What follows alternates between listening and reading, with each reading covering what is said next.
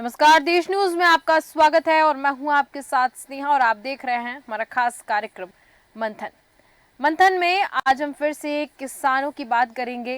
दरअसल पंजाब के किसानों के दिल्ली कूच का आज तीसरा दिन है और फसलों के लिए एमएसपी की गारंटी समेत बाकी मांगे पूरी कराने के लिए वह हरियाणा के शंभू बॉर्डर पर डटे हुए हैं। यहाँ हरियाणा पुलिस ने 7 लेयर की बैरिकेडिंग और आंसू गैस के गोले छोड़कर 3 दिन से किसानों को रोका हुआ है और हरियाणा से लगते पंजाब की खनौरी और डबवाली बॉर्डर भी 3 दिन से बंद है। किसानों ने आज पंजाब में 6 जिलों में 12 बजे से 4 बजे तक रेल रोको आंदोलन किया। वहीं 3 घंटे तक पंजाब के कई इलाकों में टोल नाके भी फ्री कर दिए गए। देखिए, किसान आंदोलन तो कर रहे हैं, किसानों की मांग सरकार नहीं सुन पा रही है या सरकार देरी क्यों कर रही है या किसान अपनी बात सही तरीके से सरकार के सामने नहीं रख पा रहे हैं, क्या समस्या आ रही है और आखिर इसका समाधान कब तक होगा, क्योंकि यहाँ पर आम जन को भी परेशानियों का सामना करना पड़ रहा है। जैसा कि खबरें सामने आती हैं कि इससे अभी जो ट्रेन है, ट्रेन्स को भी रोक दिया गया, वहां पर रेल पटरी पर जाके किसान खड़े हो गए, तो इससे बहुत सी मुसीबतों का सामना करना पड़ रहा है। शासन प्रशासन के ऊपर भी कई सवाल खड़े होते नजर आ रहे हैं। इसी पर आज हम चर्चा करेंगे। चर्चा में हमारे साथ मेहमान जुड़ चुके हैं। प्रमोद सिंह राजन जी हमारे साथ जुड़े हुए हैं, बीजेपी नेता नितिन दुबे जी हमारे साथ जुड़े हैं, कांग्रेस प्रवक्ता प्रकाश सक्सेना जी हमारे साथ राजनीतिक विश्लेषक जुड़ चुके हैं और नरसिंह पाल मीणा जी हमारे साथ जुड़े हैं, किसान नेता। आप सभी का बहुत बहुत स्वागत है देश न्यूज पर। सबसे पहले क्योंकि किसानों की बात हो रही है तो मैं नरसिंह पाल जी आप ही के पास आऊंगी।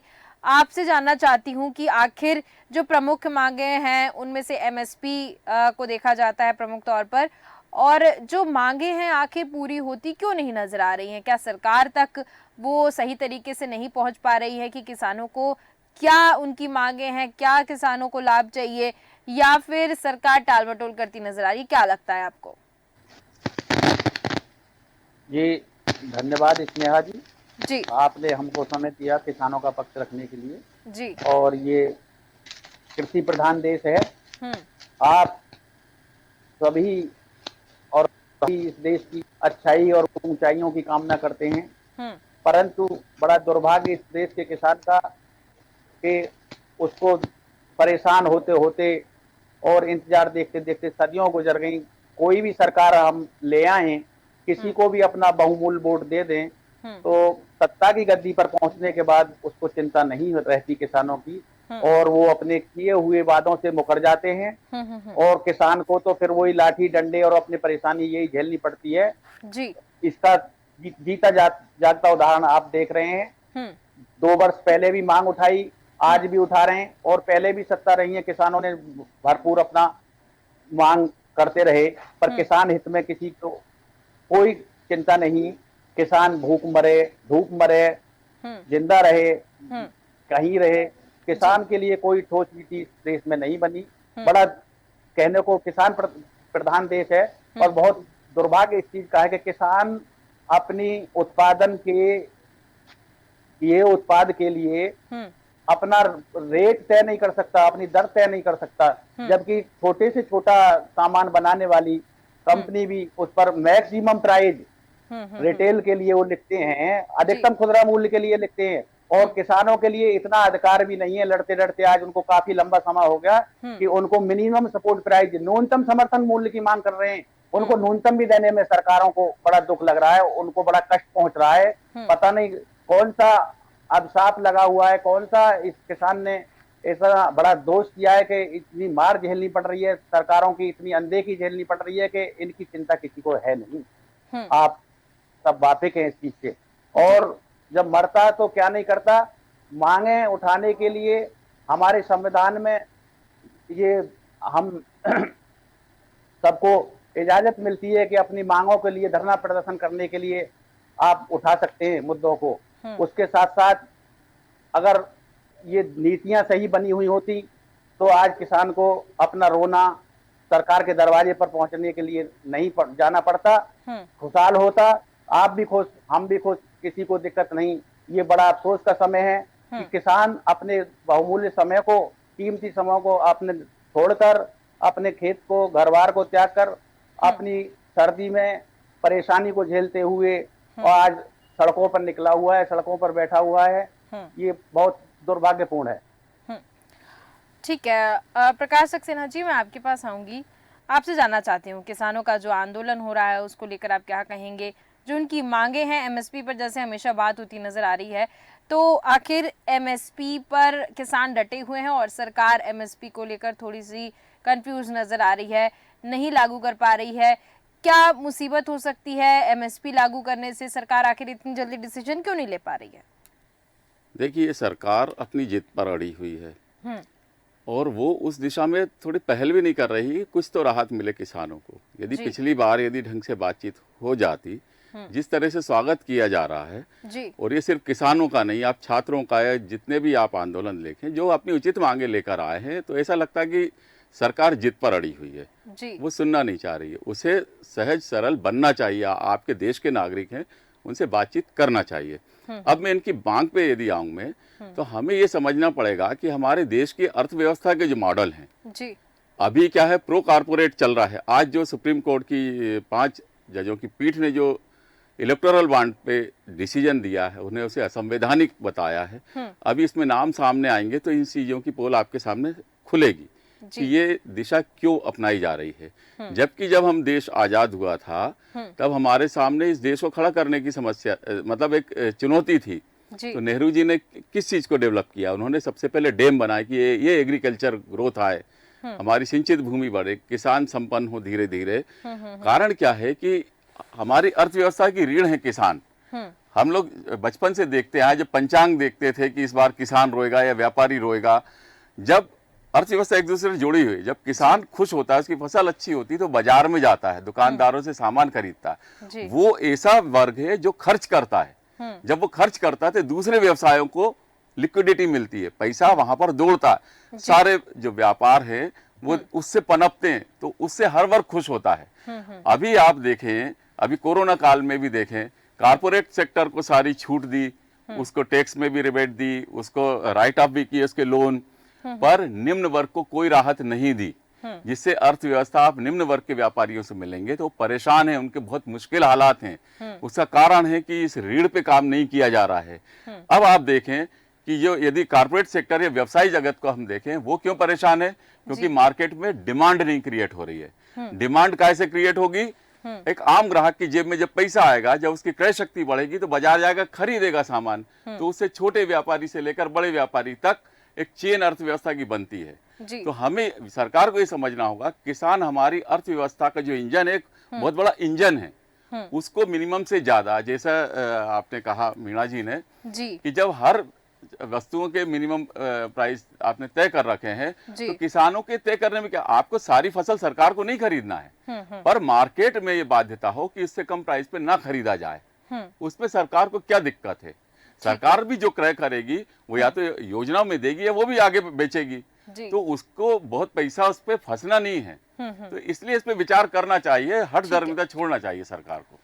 ठीक है, नितिन दुबे जी, आपके पास आऊंगी। जैसे कि तमाम सवाल खड़े होते नजर आ रहे हैं कि सरकार किसानों को नहीं सुन रही है, किसानों को सुनना चाहिए। एमएसपी को लेकर जो किसान अड़े हुए हैं, सरकार भी अपनी जो बात पर अड़ी हुई है, ऐसा कह रहे हैं। आपको क्या लगता है कि आखिर ये हल कब तक निकल पाएगा? क्योंकि आज तीसरा दिन है किसानों के आंदोलन का। आपको पिछला आंदोलन भी याद होगा जो किसानों ने किया था। तो हल की हम कामना कब तक कर सकते हैं? अगर इन करना होता तो 9 दिसंबर को जो लिखित में किसानों को दिया गया था, और आज 2 साल हो चुके, आज तक हल नहीं निकला। किसानों से वादा करने के बाद मुकरना, फिर कटीले तार लगा देना, फिर आंसू गैस के गोले छोड़ना, मतलब इतना अत्याचार और जुल्म तो अंग्रेजों ने नहीं किया अन्नदाता के साथ। दूसरी बात, ये किसान जो सरकार जो है, ये उद्योगपतियों की सरकार है। ये किसानों की, गरीबों की, युवाओं की, महिलाओं की ये सरकार जो है उसको प्राथमिकता नहीं देती है। ये सरकार उद्योगपतियों को प्राथमिकता देती है। उसका एक सीधा सा आंकड़ा है कि देखिए कि भारत के उद्योगपतियों के ऊपर 10 लाख करोड़ का कर्ज था और पिछले 5 सालों के दौरान केंद्र की सरकार ने उद्योगपतियों का कर्ज माफ किया। अब देश के खजाने के ऊपर 5 सालों में क्या भार रहा? वो भार रहा 1,43,000 करोड़ रुपए। आप देखिए, उद्योगपतियों का कर्ज माफ करना जरूरी है या तो हमारा किसान है या जो छोटे छोटे लोन लेकर रोजगार करते हैं 2 लाख 5 लाख का, उनका कर्जा माफ करना जरूरी है। जमीन की आवश्यकता उद्योगपतियों की होगी, कर्ज माफ की भी होगी, लेकिन पहले दिवालिया तो हो जाने दो। वो कर्ज माफ करके विदेश भाग जाते हैं और मोदी जी जाके उनके फिर हाथ में लाते हैं, है ना साहब? तो इस तरह की जो पॉलिसी है उद्योगपतियों की सरकार, जब तक राम राज्य नहीं होगा, अब राम राज्य का मतलब समझिए कि जब तक राजा नीचे बैठे सबसे पहले पंक्ति में बैठे व्यक्ति की बात नहीं सुनेगा, तब तक राम राज्य नहीं होगा। मंदिर बनाने से, अबू धाबी चले जाने से, अयोध्या में रामलला की मंदिर की प्राण प्रतिष्ठा को हाईजैक करने से राम राज्य नहीं आएगा। चलिए, आप राम ठीक के है, भक्त नहीं कहलाएंगे। ठीक है राम के नितिन साथ दुबे ये जी। राजनीति है। जब तक श्री राम के जो सिद्धांत थे कि अंतिम व्यक्ति की बात सुन के उसको न्याय देना, उसको मजबूत करना, वो है रामराज। तो उद्योगपतियों की सरकार है, ये उद्योगपतियों के कर्जे माफ करेगी, ये सरकार उद्योगपतियों को सहूलियतें दिखाएगी, सिंगल खिड़की, टू खिड़की, ये सब उद्योगपतियों की है। लेकिन किसान के लिए, गरीब के लिए आंसू गैस के गोले हैं, ठीक है, सेना है, डिवाइडर है। ठीक है। चलिए प्रमोद सिंह राजन जी, आपको बहुत से सवालों का जवाब देना पड़ेगा क्योंकि बहुत से सवाल यहाँ पर खड़े होते नजर आ रहे हैं। सबसे पहली बात ये है कि सरकार किसानों की नहीं सुन रही है। अगर हल निकालना होता तो इतने दिन हो गए, हल निकल सकता था। एमएसपी नहीं लागू कर पा रही है। क्या ऐसी परेशानियों का सामना करना पड़ रहा है सरकार को कि किसान भी परेशान हो रहे हैं, सरकार भी परेशान हो रही है, आमजन भी परेशान होते नजर आ रहे हैं? देखिए स्नेहा जी, मैं एक एक करके सारी बातों का जवाब दूंगा जी बस। सबसे आग्रह है कि मेरी बात ध्यान से सुनेंगे। जी। देखिए, ये सरकार किसानों के लिए हमेशा संवेदनशील रही है। आज देश में जितनी भी नीतियां हैं, जितनी भी व्यवस्थाएं हैं, वो किसानों के लिए ही हैं। किसान हमारा अन्नदाता है। आप देखिए, चाहे वो किसान सम्मान निधि हो, चाहे वो किसानों के लिए बीज हो, फसल हो, किसानों के लिए तरह तरह की व्यवस्थाएं, चाहे वो जब उनकी फसल उजड़ जाती है तो हम लोग फसल बीमा के माध्यम से हो, चाहे वो राशन की जो इतनी बड़ी योजना है, 80 करोड़ परिवारों को जो राशन मिल रहा है, उसमें हमारे 90% किसान भाई बहन ही हैं। तो सरकार तो किसानों को लेकर बहुत संवेदनशील है। लेकिन ये चुनाव के दौरान ये जो राजनीतिक षड्यंत्र हो रहा है, जिसमें भारतीय जनता पार्टी के प्रचंड वेग को रोकने का प्रयास तथाकथित लोगों द्वारा किया जा रहा है, इसमें सब किसान नहीं। आपने देखा स्नेहा जी, अभी ये लोग कह रहे थे कि आंसू गैस के गोले छोड़े जा रहे हैं और बैरिकेडिंग लगाई जा रही है। भाई, किसानों से बात करने के लिए सरकार तैयार है, लेकिन आपने देखा था उस समय के तथाकथित किसानों ने क्या हाल, दिल्ली में किस तरह से इन्होंने उत्पात मचाया था और किस तरीके से तिरंगे का अपमान किया था। तो वो किसान नहीं थे, वो किसान के रूप में मैं तो कहूंगा वो शैतान थे, वो किसान नहीं है। किसान हमारे देश का बहुत समझदार है और वो अपनी बात को, सरकार से बातचीत चल रही है, लेकिन ये चुनाव का समय है, तो इस तरह के मुद्दे उठाकर भारतीय जनता पार्टी के प्रचंड वेग को रोकने का एक प्रयास है। और किसानों की जहां तक एमएसपी की बात है, सरकार उस पर अपनी व्यवस्थाएं बना रही है।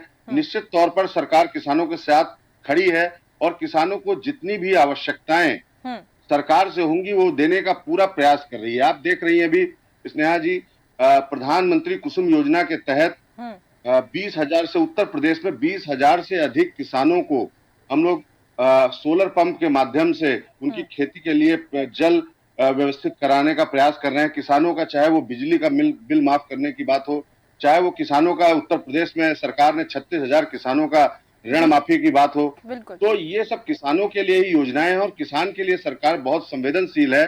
और मैं बता दूं स्नेहा जी, ये कुछ नहीं है। हम किसानों का दिल्ली में भी, जैसे कि सरकार का बयान आया, सरकार के मंत्रियों का बयान आया कि आप आइए, ट्रेन के माध्यम से आइए, बसों के माध्यम से आइए, और आप आइए, आप ट्रैक्टर लगाकर, और इस तरीके से आप अगर दिल्ली में आप देखते होंगे ट्रैफिक की क्या व्यवस्था है, वहां के लोगों को असुविधा न हो और एक कानून व्यवस्था बनी रहे, इसके लिए सरकार उचित कदम उठा रही है और कहीं भी किसानों से सरकार दूर नहीं है, किसानों के साथ खड़ी है। किसान हमारे देश का अन्नदाता है और हम सब किसानों के साथ। ठीक है, जैसे कि आपने जिक्र किया चुनाव का, तो ऐसे तमाम सवाल खड़े हो रहे हैं। नितिन दुबे जी ऐसा कह रहे हैं कि जैसे ही लोकसभा चुनाव करीब आया वैसे ही क्या किसानों को फिर से अपनी मांगे याद आ गई। मैं ये जानना चाहती हूँ कि आखिर ये क्यों कहा जा रहा है कि लोकसभा आया और तभी किसान सामने देखने को मिले, और वास्तविक तौर पर लोकसभा के चुनाव आए और तभी अभी किसान हाल ही फिलहाल में 2-4 दिन से सामने आते नजर आ रहे, उसके पहले क्यों नहीं आए? और स्नेहा जी, ये किसान जो है तथाकथित पंजाब और हरियाणा के वही किसान हैं जिन्होंने उत्पात मचाया था। ये वही किसान है जो ट्रैक्टर लेकर प्रयास करने की कोशिश कर रहे हैं। जी नितिन भाई जी, ना ही ये विपक्ष का आंदोलन है और ना ही कांग्रेस का आंदोलन है, ना ही किसी दूसरे राजनीतिक दल और संगठन का आंदोलन है। अभी इन्होंने, प्रमोद जी ने कहा कि ये शैतान, तो इनकी नजरों में तो किसान शैतान है। अब ये किसानों की सुविधा की बात कर रहे हैं ना। इनको शैतान कौन है, इन देवता से ये पूछिए। शैतान नितिन जी वही है, शैतान नितिन जी, शैतान वही है जिन्होंने लाल किले पर जाके तिरंगे का अपमान किया। देखिए, आप अपनी आपको सुनना पड़ेगा बात को। आप बात को गलत दिशा में घुमा रहे हैं। देखिए, शैतान शब्द उन लोगों के लिए है जिन्होंने तिरंगे का अपमान किया और जिन्होंने पूरे दिल्ली में कोहराम मचाया, लोगों के ऊपर ट्रैक्टर चढ़ाने का काम किया। किसान शैतान है ना, नहीं, शैतानी का जवाब मिलेगा। देखिए, आप समय का इंतजार कीजिए। कांग्रेसी मानसिकता है जो वो आपको, अरे तो है ना कांग्रेसी मानसिकता, कोई अपराध है क्या कांग्रेसी मानसिकता? बिल्कुल अपराध है, बिल्कुल अपराध है और जीवन भर बिल्कुल अपराध है। और देखिए किस तरह से जनता ने आपको मध्य प्रदेश, छत्तीसगढ़, पूरे देश को उजाड़ कर फेंका है। आप देखिए किस तरीके से आपको जनता ने नकारा है। आपकी योजनाएं के बंसज है, ठीक है ना। आप अपनी बात बताइए पहले और शांति से बात सुनिए। नहीं, तो आप किसके वंजिश हैं? आप रोम से, आप राम की बात करने के बजाय रोम की बात करते हैं। आप रोम की बात करें वो ठीक है, हम राम की बात करें तो वो गलत है। आप रोम की बात करें तो ठीक है, प्रमोद जी, नितिन जी तो गलत है। शांति से और नितिन जी, आप मुझे इस बात का जवाब जिसके कौन वंशज है वो यहाँ पर अभी मुद्दा ही नहीं है। किसानों की बात कर रहे हैं हम। नितिन दुबे जी सुनिए, आप सुनिए आप स्पष्ट करिए। आप पहले मेरी एक बात, नितिन जी मेरी एक बात का जवाब दीजिए। नितिन दुबे जी, प्रमोद जी, मैं आपके पास वापस आऊंगी। क्या मुद्दा कहीं और भटकता हुआ दिख रहा है मुझे। का अपमान किया क्या? उन्होंने दिल्ली को ट्रैक्टर से रोंदने का काम किया? ठीक है प्रमोद जी और नितिन दुबे जी, अनुरोध है मेरा। नहीं थे, ये आप शैतानों का समर्थन क्यों कर रहे हैं? बीच में घुसना बातों के। ठीक है नितिन दुबे जी, नितिन दुबे जी, नितिन दुबे जी, एक मिनट मेरी बात सुनिए। जिन्होंने तिरंगों का अपमान मेरी बात सुनिए प्रमोद जी, नितिन दुबे जी, वो शैतान नहीं थे, प्रमोद जी और नितिन दुबे जी। ठीक है, अभी मैं नरसिंह पाल जी के पास जाऊंगी, वापस आप दोनों के पास आऊंगी, लेकिन उसके पहले मुझे नरसिंह पाल जी की बात सुननी है। जी नरसिंह पाल जी बोलिए। काम करके लाल किलों में व्यवस्थाएं जिन्होंने गड़बड़ की, अरे सुनो यार, पहले बात को सुनो, सुनना सीखो। जी नरसिंह पाल जी बोलिए। सुनना चाहिए, सुनिए। कर रहे हैं दोनों भाई हमारे, दोनों अपने अपने विचार रख रहे हैं। अपने समय के टाइम को देखते हुए पहले तो बातचीत करें, डिबेट को इधर उधर ना घुमाएं। दूसरे मेरा ये कहना है कि फिर सबको मौका दे के दिया है, किसान ने सबको मौका दिया है बारी बारी। हमारे जो कांग्रेस वाले प्रवक्ता जी हैं उनको भी बहुत समय दिया है, और भारतीय जनता पार्टी भी अपनी 2 पंचवर्षीय पूरी करने जा रही है। तो किसी को अगर चिंता होती तो ये नौबत नहीं आती आज जो व्यवस्था बनी हुई है। सत्ता पाए मत नहीं, ऐसा जग में कोई जन्मा नहीं। ये सत्ता का मंदिर ही ऐसा है, जब विपक्ष में होते हैं तब इनको किसानों की याद आती है, ईंट पर जाने के बाद में सब भूल जाते हैं। कहाँ किसान है, किसको क्या जरूरत है, कोई किसी को याद नहीं आता। और सत्ता से विपक्ष में पहुंचने के बाद सबको याद आती है। भारतीय जनता पार्टी भी जब विपक्ष में थी तब उन्होंने भी वादे किए थे। हमारे माननीय प्रधानमंत्री जी, आदरणीय जी, जब गुजरात के मुख्यमंत्री हुआ करते थे तो कमेटी बनी थी मुख्यमंत्री जी की, उसमें स्वामीनाथन आयोग की रिपोर्ट में MSP+50 के लिए उन्होंने जो दिया था आय के लिए, और लीगल कानून गारंटी की उन्होंने सब समर्थन किया था कि MSP को गारंटी कानून बना दिया जाए, किसानों का भला होगा। आज वो उनके हाथ मजबूत करने लायक है, क्यों नहीं कर रहे हैं? हम आदरणीय प्रधानमंत्री जी से हाथ जोड़कर रिक्वेस्ट करते हैं, गुहार लगाते हैं कि आप किसानों का भला करना चाहते हैं तो आप भीख डालने की आदत मत डालिए। जो ये जो 2,000 रुपए में मजाक उड़ाया जा रहा है किसान सम्मान निधि देकर, इससे किसान की पूर्ति होने वाली नहीं है। किसानों को उनकी फसलों के दाम दिलाए जाएं, महंगाई को रोक कर रखा जाए। किसान के अलावा जो सारे प्रोडक्ट हैं, चाहे कोई लागत में डीएपी है, खाद है, डीजल है, पेट्रोल है, सारे महंगे हैं। किसान के लिए सस्ती कौन सी चीज है? गरीब के लिए सस्ती कौन सी चीज है? किसान उत्पादक होने के साथ साथ उपभोक्ता भी तो है, सारी वस्तुएं उसी के पास थोड़ी हैं।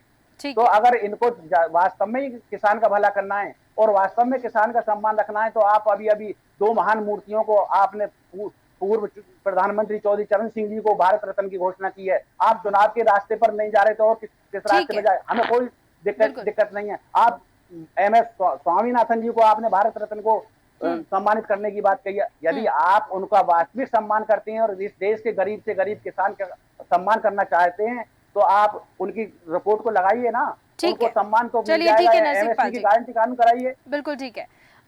मैं आऊंगी प्रमोद जी और नितिन जी, आप दोनों के पास पे आऊंगी, लेकिन उसके पहले मैं प्रकाश सक्सेना जी आपके पास आऊंगी। किसान कहते नजर आ रहे हैं और वहाँ बॉर्डर पर जो किसान है वो भी कह रहे हैं, जैसे अभी किसान नेता जो हमारे साथ जुड़े हैं नरसिंह जी, उन्होंने भी कहा कि सरकारों को मौका दिया है। कांग्रेस की भी बात उन्होंने कही कि कांग्रेस को भी मौका दिया है किसानों ने।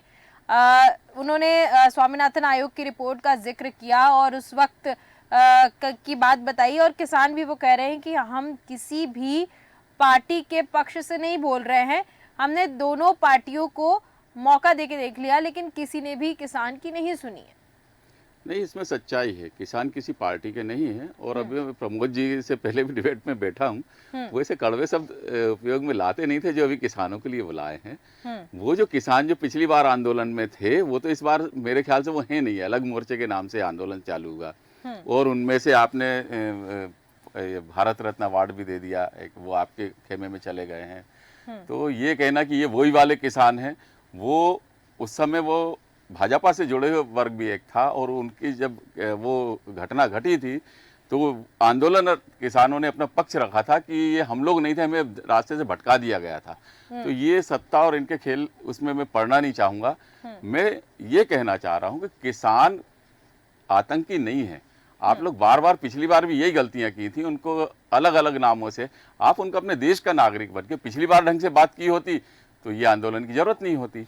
बात यह कि जरूरी नहीं कि आप सारी उनकी बातें मान लें, जो संभव हो। पिछली बार भी बातचीत ना करने की हठधर्मिता थी। शुरुआत ही आपने कीलों से की थी, शुरुआत ही आपने पानी की बौछारों से की थी, स्वागत ही गलत ढंग से किया था।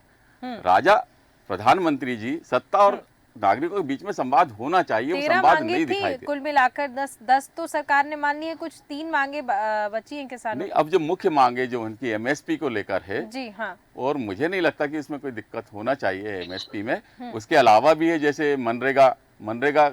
अब आप देखें, मैंने इसीलिए मैं पार्टी स्तर पे बात नहीं कर रहा हूँ, मैं अर्थव्यवस्था को ध्यान में रखते हुए बात कर रहा हूँ, क्योंकि किसानों से पूरे देश की अर्थव्यवस्था जुड़ी हुई है। बिल्कुल। और मैं एक आम आदमी के पक्ष के तौर पे यहाँ पर बोल रहा हूँ, मेरे को किसी पार्टी से कोई लेना देना नहीं है। उसमें एक मनरेगा के भी 200 दिन की मजदूरी का है। मजदूरी, अब महंगाई इतनी, प्रमोद जी ने कहा कि हम वो जो दे रहे हैं किसानों को, जो 6,000 रुपए साल के दे रहे हैं, भाई इनके 27 रुपए रोज की आय है।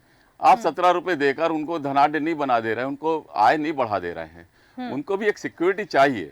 हमारे यहाँ का जो था वेलफेयर स्टेट हमारे यहाँ की थी, आप पेंशन के मामले में देखिए वो खत्म कर दी। अब वृद्धावस्था भी असुरक्षित होने जा रही है।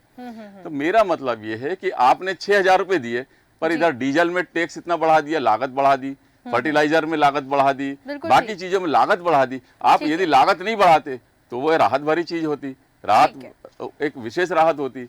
या तो उनकी एक नियमित पेंशन चालू कर दें कि वो सिक्योर हो जाए, या फिर कुछ मतलब कोई समाधान आप चाहें तो निकाल सकते हैं। और कृपया मेरा निवेदन है, ये जो आंदोलन है शांतिपूर्ण तरीके से निपटे। ठीक है, गलत शब्दों का इस्तेमाल अपने देश के नागरिकों के खिलाफ ना किया जाए। देखिए स्नेहा जी, मैंने जो इन शब्दों का इस्तेमाल किया है, मैंने उन लोगों के प्रति किया है। आपने देखा टीवी पर बहुत दिखाया गया, आपने मीडिया ने भी दिखाया कि किस तरीके से पूरी दिल्ली की व्यवस्था को उन्होंने चूर चूर कर दिया था। तो ये चुनाव के समय भारतीय जनता पार्टी के जो ये तीव्र वेग से, जो इनका प्रचंड वेग से हम लोगों का जो किसानों का समर्थन हो, वो युवाओं का समर्थन हो, महिलाओं का समर्थन हो, जी और सभी का समर्थन है। इस समर्थन को जो प्रचंड वेग से जो समर्थन है हमारे प्रति, उसको रोकने को, उसको भटकाने की दिशा में एक कदम है। किसानों को किसी ने रोका नहीं है बात करने के लिए, लेकिन ट्रैक्टर लेके दिल्ली में जाएंगे और अराजकता फैलाएंगे तो वो किसान नहीं हो सकते हैं। हमारा किसान बहुत संवेदनशील है, और वो किसान ये नहीं चाहता कि हम जाकर राजधानी में, जहां पर देश विदेश से तमाम तरह के प्रतिनिधि और पूरे राजनयिक लोग रहते हैं, तो वो क्या संदेश, ऐसा किसान हमारे देश का इस तरह का संदेश नहीं देना चाहेगा। सरकार ने भी दोनों हाथ खोलकर किसानों का स्वागत किया है, और वो हम चाहते, किसान आंदोलन स्नेहा जी आज का आंदोलन नहीं है, सदियों से किसान आंदोलन होते आए हैं। किसान आंदोलन ये नहीं कि आज भारतीय जनता पार्टी की सरकार आ गई, किसानों की मांगे हैं और वो जायज है मांगे, और सरकार उनको, आपने अभी कहा कि 10 में से 7 मांगे हमने मान ली हैं, 3 मांगे, 3 मांग पर किसानों की मांगों पर सरकार रास्ता निकाल रही है। अभी जैसा कि प्रकाश जी कह रहे थे कि एक ही योजना नहीं है, हमने किसान सम्मान निधि के माध्यम से परिवार के कई लोगों को मिलता है, सम्मान निधि मिलती है। इसके अलावा किसान फसल बीमा योजना, किसान मानधन योजना, किसान, कितनी सारी योजनाएं हैं। ये यहाँ तक कि जितना राशन 80 करोड़ लोगों को मिल रहा है, समय की सीमा है, मैं नितिन दुबे जी के पास 60 जाऊंगी। करोड़ किसान ही है, तो हम लोग तो किसान के प्रति बहुत संवेदनशील हैं जी, और किसानों की मांगों के प्रति हम लोग कटिबद्ध है, और उनकी मांगे मानी भी जाएंगी, ऐसा नहीं है। बिल्कुल ठीक है, मांगे मानी जाएंगी, प्रमोद जी कह रहे हैं। जी नितिन दुबे जी बोलिए। देखिए, बीजेपी जब आंदोलन कर, रेल रोको आंदोलन, शहर बंद आंदोलन, चक्का जाम, वो दिन ध्यान नहीं है। सत्ता में आने से इनकी मति भ्रष्ट हो गई है। अब दूसरी बात मैं आपको बताता हूँ कि इसी मध्य प्रदेश की बीमा की राशि कंपनियां खा गई, एक इनके मंत्री खा गए। सुनते रहिए, नकली खाद बीज किसानों को यहाँ मिला, और खाद की कालाबाजारी हुई, यूरिया की और जो भी खाद है। दूसरा, भोपाल जिले में ही बैरसिया तहसील में राजगढ़ में 10-10 हजार रुपए के कर्ज के लिए बिजली विभाग किसानों की चलती हुई मोटर ले गया। इनको मालूम क्या है, ये तो जो स्क्रिप्ट इनकी लिखी आती है वो यहाँ पढ़ने लगते हैं, ये जमीनी बात नहीं कर सकते। और आंदोलन करना भारत के नागरिक का कर्तव्य है, और लोकतंत्र में उसकी हमें आजादी दी गई है। अगर सरकार उग्र होगी तो आंदोलन करने वाले भी उग्र होंगे। इस तरह इन्होंने पथराव किया, आप पुराने दिनों को ध्यान हुए सबको मालूम होगा कि रेल रोको आंदोलन, भारत बंद कर देना, हर कभी शहरों में हवा निकालकर ट्रकों में आग लगा देना, ये भारतीय जनता पार्टी की कार्य प्रणाली थी। क्या होता है, जिसके पास लगातार शासन होता है उसकी मति भ्रष्ट हो जाती है। जिस प्रकार जो है रावण लंकाधिपति बनने के बाद अपने आप को अजय समझ रहा था, इसी तरह ये लोकतंत्र में अजय हिटलर बनना चाहते हैं। लेकिन अभी आपके दुर्गति का और सबक सिखाने का समय आने वाला है, उसको याद रखें। प्रमोद जी जवाब देना चाहते हैं। जी प्रमोद जी। स्नेहा जी, इन भ्रष्टाचारियों से सर्टिफिकेट लेने की हम लोगों को जरूरत नहीं। जो 2G 4G चारा घोटाला अगर गिनाएंगे तो पूरा दिन खत्म हो जाएगा इनके भ्रष्टाचार की। और ये जो 70 साल से ये जो रहे, इन्होंने तब क्यों नहीं एमएसपी लागू कर दी थी? यहाँ जाके यहाँ बड़ा बड़ा भाषण दे रहे हैं, इन्होंने किसानों के लिए क्या किया? ये मुझे बताया, किसानों को उन्होंने क्या किया? आज किसानों ने इनको नकार दिया है, आज इनको तकलीफ है, आज इनको तकलीफ है। हम किसानों को व्यवस्थाओं को सुधार रहे हैं तो आज इनको तकलीफ है। 10 में 7 मांगे तो इनके जमाने में आंदोलन नहीं होते थे, और इन्होंने क्या एक भी किसान की मांग मानी है? इन्होंने लोकसभा चुनाव इनके जमाने में, ये इनके जमाने में भी आंदोलन होते थे किसानों ने ही नकार दिया। चलिए, क्योंकि मेरे पास समय की सीमा है, मैं नरसिंह पाल जी कुछ कहना चाह रहे हैं। जी बहुत ही कम शब्दों में कहिएगा। नकार दिया है और ये वापस आने वाले नहीं है, इनको बधाई हो, ये जैसे है वैसे ही बने रहे। जी नरसिंह पाल जी बोलिए, बहुत ही कम शब्दों में अपनी बात रखिएगा। हाँ, स्नेहा जी, मैं लास्ट में आपने शब्दों को इसी संक्षेप में रखना चाहूंगा। मेरे जो अपने साथी हैं बीजेपी के प्रवक्ता, मैं उनसे भी विनम्र निवेदन करके प्रार्थना करता हूं कि हमारे देश के प्रधानमंत्री जी इतने संवेदनशील हैं, इतने योग्य प्रधानमंत्री हैं कि देश में उनका डंका बज रहा है, विदेश में बज रहा है। हम उनसे उम्मीद करते हैं कि किसी को आंदोलन की जरूरत नहीं है, किसी को उत्पाद मचाने की जरूरत नहीं है। आप खुद कर सकते हैं इसको, आप चाहें या प्रधानमंत्री जी चाहें, कोई भी आकर किसी भी टीवी चैनल पर आकर ये कह दे कि भाई किसानों को एमएसपी गारंटी कानून मिलेगा, आप अपने घर जाइए। जैसे 3 कानून पर जनता ने भरोसा किया और प्रधानमंत्री जी ने उन कानूनों को वापस लिया, साथ के साथ पीछे हट गए। तो आप मौका क्यों दे रहे हो? आप इतने समझदार हैं, आप हमारे देश के प्रधानमंत्री इतने संवेदनशील हैं, इसको ज्यादा समय न लगाइए। हम तो यही उम्मीद करते हैं कि आपको हम सत्ता में लाएं। भाई कांग्रेस ने गलत किया तो उनको भुगतना पड़ रहा है, आज वो सत्ता से बाहर है, अब किसानों की याद फिर उनको आ रही है, तो इसलिए आपको लाए अच्छा करने के लिए। ये नहीं है कि आप ऐसे मत समझें कि जो भी किसान मांग कर रहा है तो वो आपका शत्रु है। भाई जिसको सत्ता में लाए उससे प्रश्न कर सकते हैं, मांग रख सकते हैं। 2000 आप बिल्कुल मत दीजिए, किसान को भाव दिलवाइए और किसानों को आवारा पशुओं से भी छुटकारा दिलवाइए। भारतीय किसान यूनियन लोक शक्ति आपके चैनल के माध्यम से ये मांग करती है, जैसे हमारा एक भाई बॉर्डर पर बीएसएफ में बॉर्डर सिक्योरिटी में देश की रक्षा करता है, ऐसे ही एएसएफ का गठन किया जाए, एग्रीकल्चर सिक्योरिटी फोर्स, जिसमें किसानों को अपना फसल रक्षा के लिए भी कार्य मिलेगा और रोजगार भी इससे सृजित होंगे। ठीक है, चलिए नरसिंह जी, बिल्कुल जैसा कि प्रमोद जी कह रहे हैं कि बिल्कुल सरकार तो किसानों की सुनेगी ही। प्रमोद जी समय समाप्त हो चुका है प्रमोद जी, इसलिए मैं चर्चा को बिल्कुल यहाँ विराम देना चाहूंगी। आप अगर अभी कुछ बोलेंगे तो अभी नितिन दुबे जी फिर बोलने लगेंगे और यह चर्चा बढ़ जाएगी, रात भर चलती रहेगी। नरसिंह जी ने हमारी बातों का समर्थन कर दिया है और सरकार किसान के साथ है, सरकार किसान के साथ है और सरकार किसान की सभी बातों को ध्यान से सुनकर उसका निवारण जरूर करेगी और यही किसान भारतीय जनता पार्टी को 370 प्लस सीटें देने वाले हैं। ठीक है, चलिए ठीक है, मैं चर्चा को यही विराम देना चाहूंगी। बहुत बहुत धन्यवाद आप सभी मेहमानों का मेरे साथ जुड़ने के लिए और चर्चा करने के लिए। तो हम आज किसानों की बात कर रहे थे, लगातार किसान अपनी मांगों को लेकर अड़े हुए हैं। एमएसपी जो है उनकी प्रमुख मांग है।